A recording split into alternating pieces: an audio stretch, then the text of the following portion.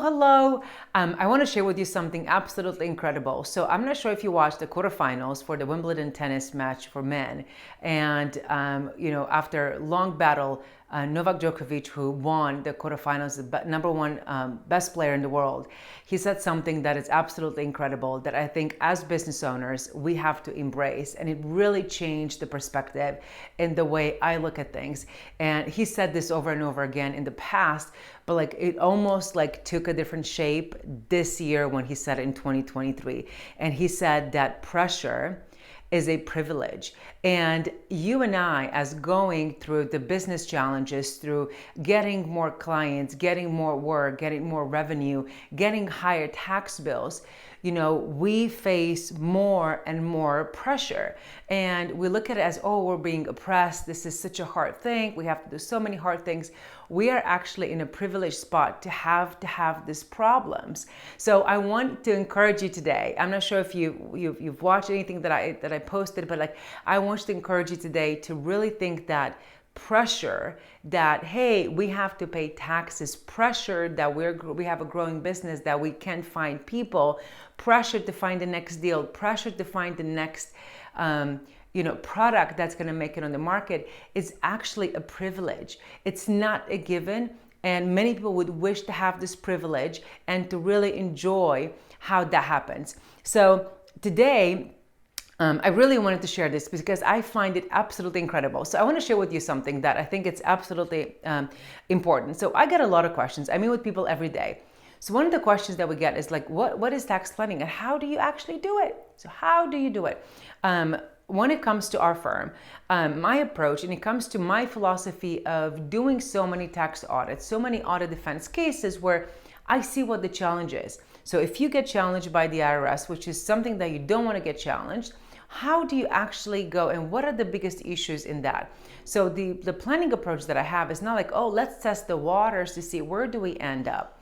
It's really coming from the point of, what can we do in the law that we have, and how can we actually protect ourselves? What do we need to keep in our records to make sure they don't come after us? So it comes into a couple of different phases. So number one, and I shared this multiple times, but I think it's worth repeating. Number one, how we do it, you have to know how much money you spend. How much is your lifestyle cost? No matter what you want to do, no matter how many strategies you want to implement, without knowing your lifestyle cost, everything is useless. And let me share you the reason, number one reason why. Because if you don't check the box with the IRS, you're not gonna claim sufficient income to support your lifestyle.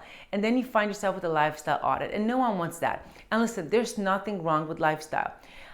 You can drive an SUV, you can drive a minivan if that's what you want and that's your lifestyle, and that's totally fine. Every person has to be but if you drive a Lamborghini and if you have multiple sports cars that you're driving, you can't claim $40,000 income from your business. So it just has to make sense, and you have to protect yourself that way. So number one is lifestyle. Once we figure out the lifestyle, your tax return your personal return should not claim all this additional income.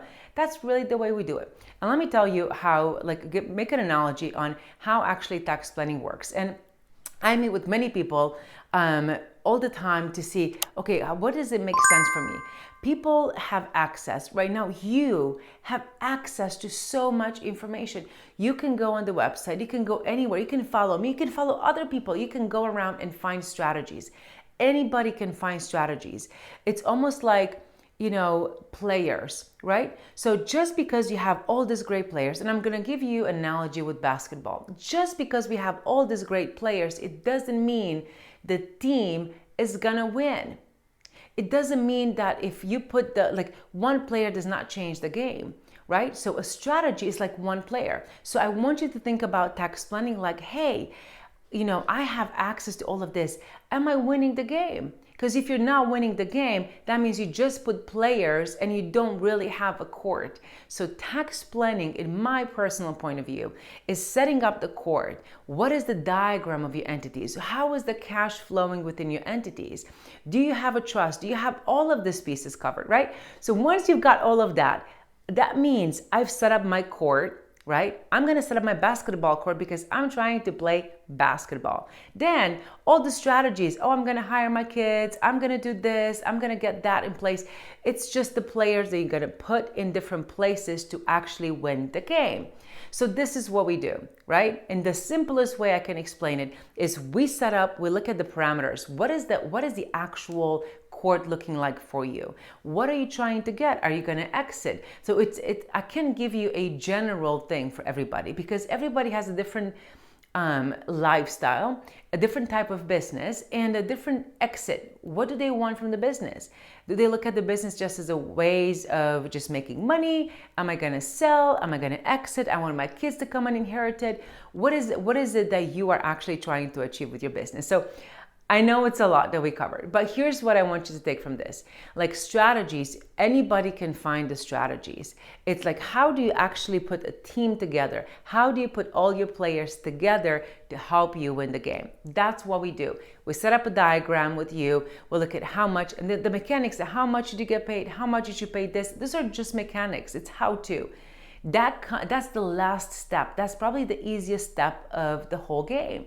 The most important piece is to get your court set up and get the players in the right position.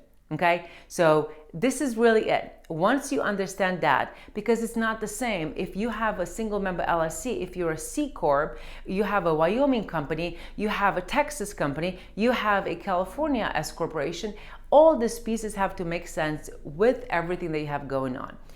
And one of the biggest questions that I get, that follows this is, how big do you have to be? Okay, so we're gonna cover all these questions in the future videos, but I want you to just think about this today. Like, what does tax planning mean? Okay, does it mean that I have 3 strategies, that I hired my kids, I'm doing tax planning? No.